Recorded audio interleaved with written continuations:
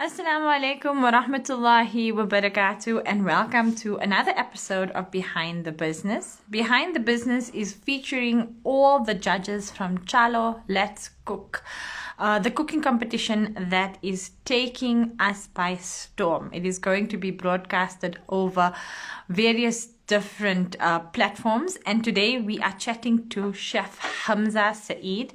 I see Chef Hamzah has joined the live. We're just waiting for his request to come through, inshallah, and then we will all meet Chef Hamzah.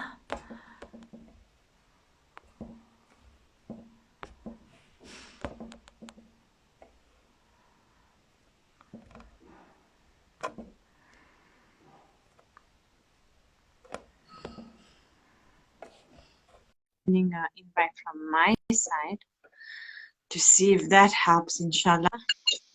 There we go. Assalamu alaikum wa rahmatullahi wa barakatuh. Wa alaikum salam wa rahmatullahi wa barakatuh. John Barak. To Chef Hamzah, it's so nice to catch up with you on a Jummah day. Yeah. Thank you so much for taking your time. I see you in your car, so it's definitely squeezing out your time just to be with us. Yeah, I have to park on the airline so I can catch this. Alhamdulillah. Thank you so much. Chef, we just getting to know all the judges better, and we're getting judges to share their stories. So that's why we needed to definitely get Chef Hamzah with us. Chef, please do share your story and your journey with your food. Was it something that you loved from a child, or is it something that you grew into? How did your journey into the culinary world start? Okay, yeah, going back in the day, I grew up in the home of chefs.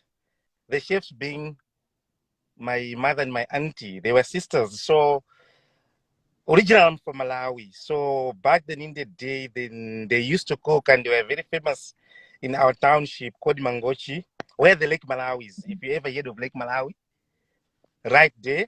So all the people come to visit there and travel, then they could come eat by my mommy's restaurant. But we were still young that time, like in primary school and stuff. Then as time goes by, they used to call their restaurant Asungwana restaurant. What type of sisters. food did your mom serve, chef, at her restaurant? Malawi, Okay, like so traditional Malawi food? yeah, like traditional food. So like stew, curry, like pap and rice and fish. Malawi is common with fish. Then fish and chicken and beef. Okay. All the different dishes, but I was not giving attention because I was still young, going to school and stuff. Then growing up, then afterwards, when I was like done with my studies, then I was like, I want to come to South Africa because every youngster was coming this side to look for a better job. So when I came, I didn't have ideas of Indian food, especially. I started learning from the scratch when I came to South Africa. So I was in Mayfair. That's where I started.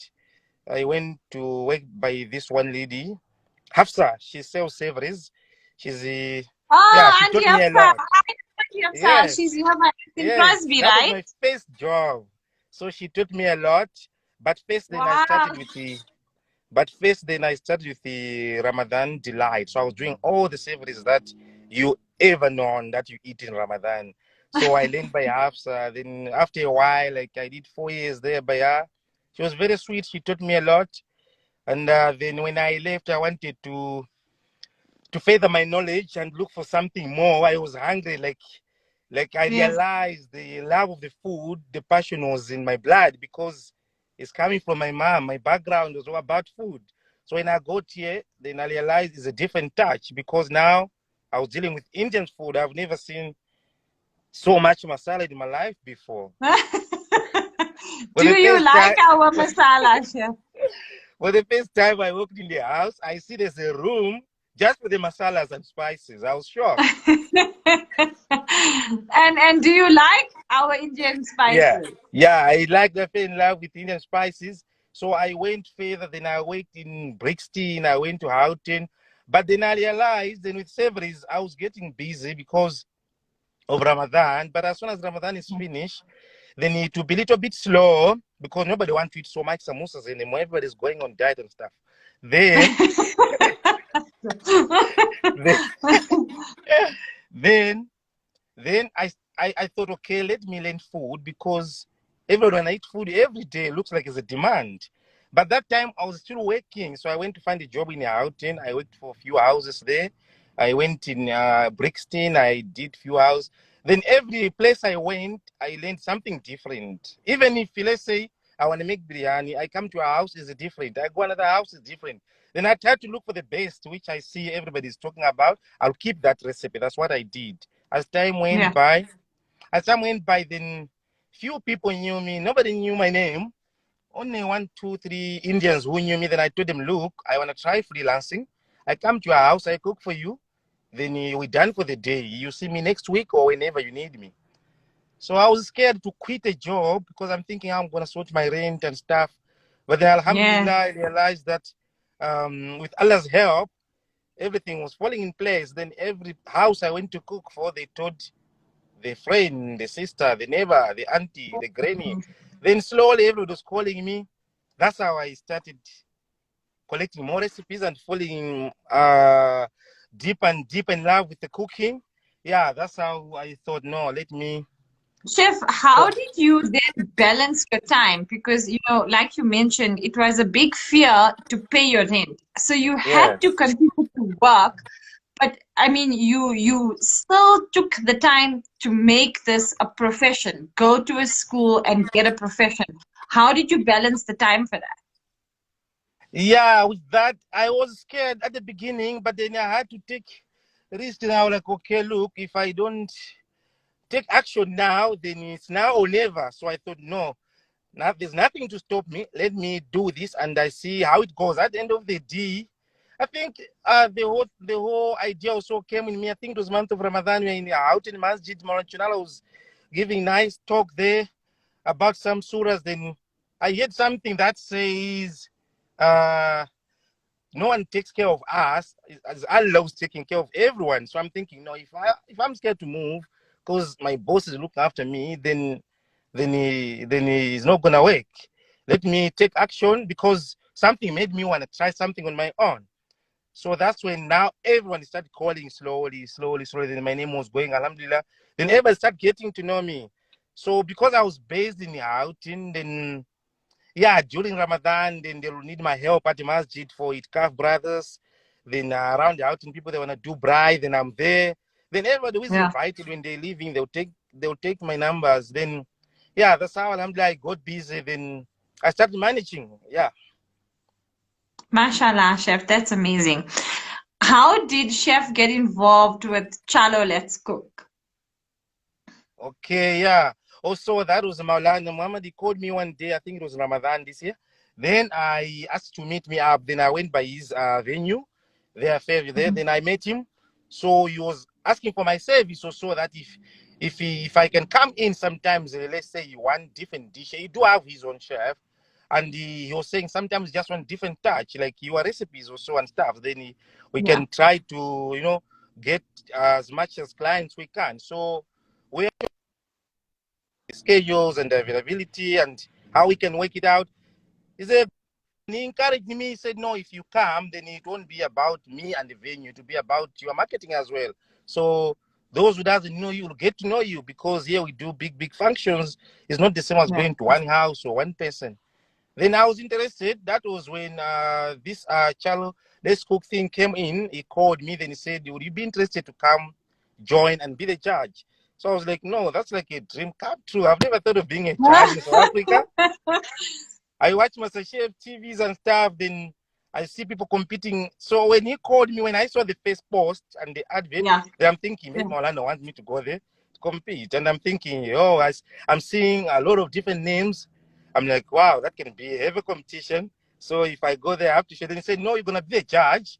So we don't want pros. We want people who are just coming in the business of cooking and learning, so we can Wouldn't be also allowed empower them and encourage them. to Yeah. pro. You can't enter because you're a pro, so you had to be the judge. I'm not pro. I'm still learning though. I'm still learning. I wanna be a pro one day, inshallah.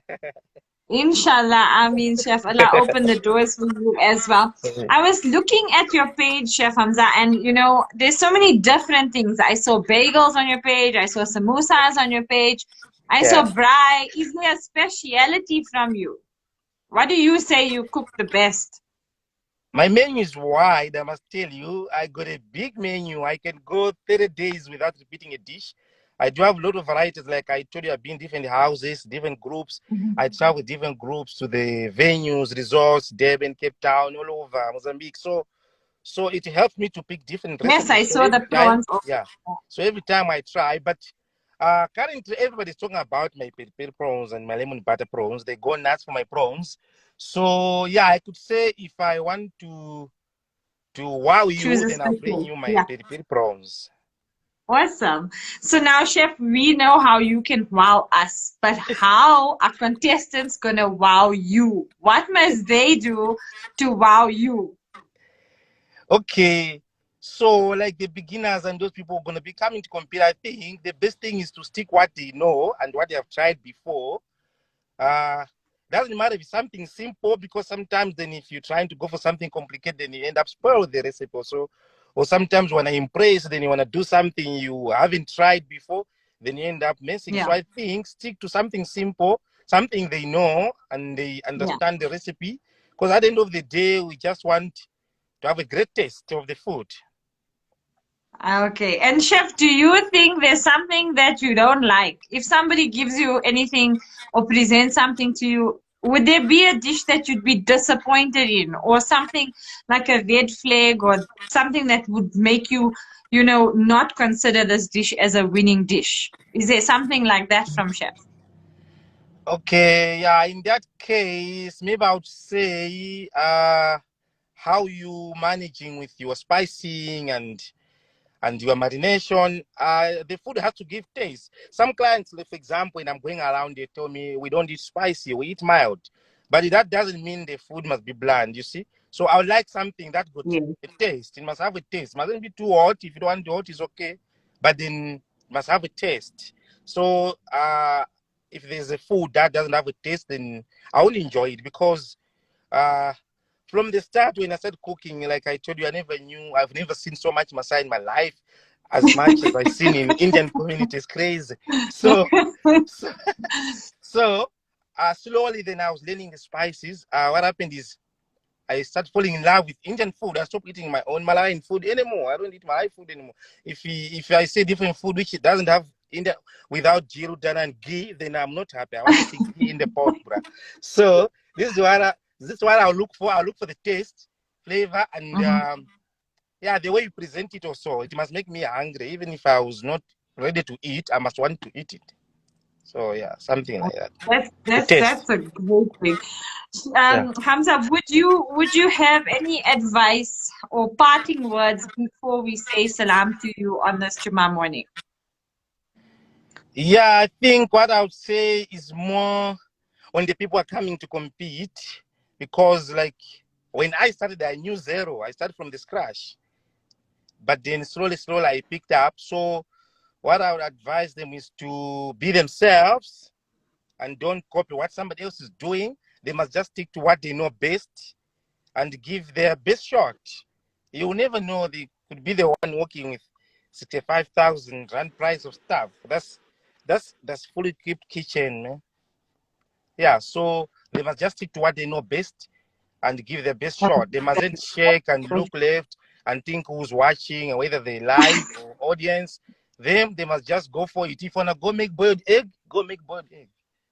But don't make boiled egg. We need nice food. That's an example.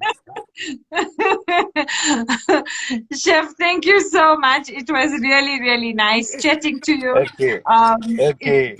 lovely to have you with us on Chalo Let's Cook. We're looking forward to Okay. hearing more Me from too. you. I'm looking forward. I can't wait. Inshallah, Yeah, I can't wait.